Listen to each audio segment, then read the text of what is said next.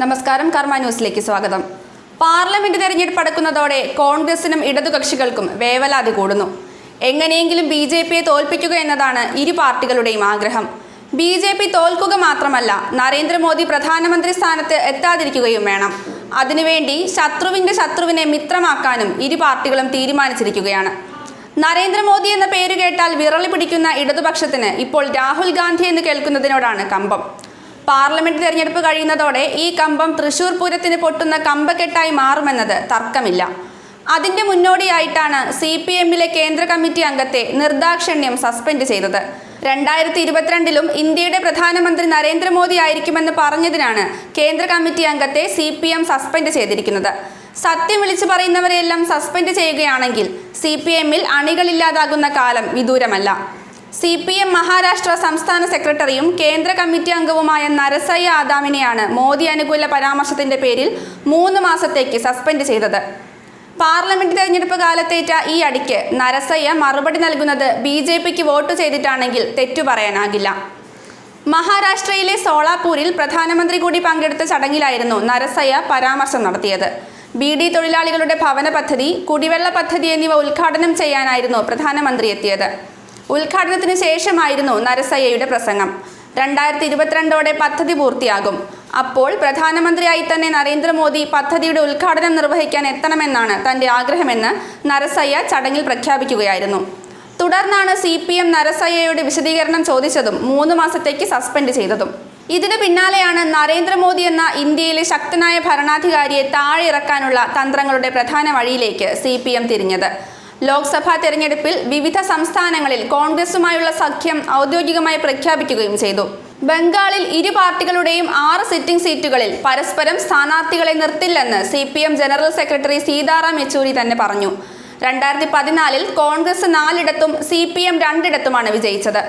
ഈ മാസം 8-ന് നടക്കുന്ന ഇടതുമുന്നണി യോഗത്തിൽ മറ്റു സീറ്റുകളുടെ കാര്യത്തിൽ തീരുമാനമെടുക്കും.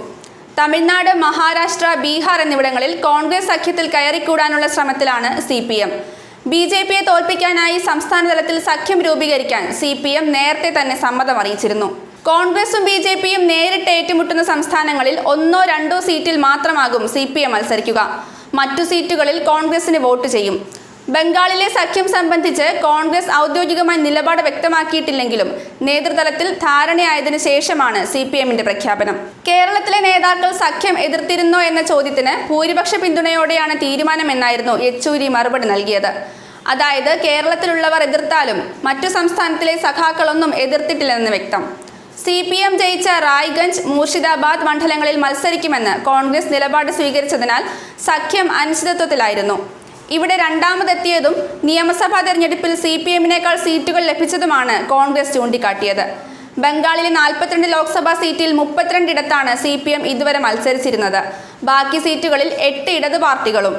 3.5 പതിറ്റാണ്ട് സംസ്ഥാനം ഭരിച്ച CPM-ന്റെ മത്സരം ഇത്തവണ 20 സീറ്റിലൊതുങ്ങും. സിറ്റിംഗ് സീറ്റുകൾ നിലനിർത്താനുള്ള അവസാന ശ്രമമാണ് അവസരവാദ സഖ്യം. മുഴുവൻ സീറ്റിൽ മത്സരിക്കാനുള്ള സാമ്പത്തിക ശേഷിയോ സംഘടനാ സംവിധാനമോ ഇല്ലെന്നതിനാൽ സഖ്യമില്ലെങ്കിലും സ്ഥാനാർത്ഥികൾ 20 സീറ്റിൽ മതിയെന്ന് പാർട്ടി നേരത്തെ തീരുമാനമെടുത്തിരുന്നു. തൃണമൂലിന്റെ ആക്രമണങ്ങളെ പ്രതിരോധിക്കാൻ സാധിക്കാത്തതും തിരിച്ചടിയാണ്. പ്രവർത്തകർക്ക് ആത്മവിശ്വാസം പകരാൻ നേതാക്കൾക്ക് സാധിക്കുന്നുമില്ല. 2011-ൽ മമത ഭരണത്തിലെത്തിയതിനു ശേഷം ഓരോ തെരഞ്ഞെടുപ്പിലും വോട്ടും സീറ്റും കുറയുകയാണ് CPM-ന്. BJP ഇടതുപക്ഷത്തെ മറികടന്ന് രണ്ടാമതെത്തിയതും അവരെ അലട്ടുന്നുണ്ട്. 2016-ലെ നിയമസഭാ തെരഞ്ഞെടുപ്പിൽ കോൺഗ്രസുമായി സഖ്യമുണ്ടാക്കിയെങ്കിലും പ്രതീക്ഷിച്ച നേട്ടം ലഭിച്ചില്ല. BJP സഖ്യത്തെ പരാജയപ്പെടുത്തുക, CPM-ന്റെയും ഇടതുപക്ഷത്തിന്റെയും സീറ്റുകൾ വർദ്ധിപ്പിക്കുക, ബദൽ മതേതര സർക്കാരിനായി ശ്രമിക്കുക തുടങ്ങി 3 നിർദ്ദേശങ്ങളാണ് ലോക്സഭാ തെരഞ്ഞെടുപ്പ് നയമായി CPM.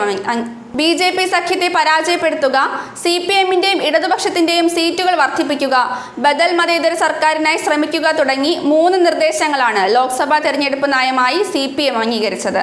ന്യൂസ് ഡെസ്ക്, കർമ്മ ന്യൂസ്.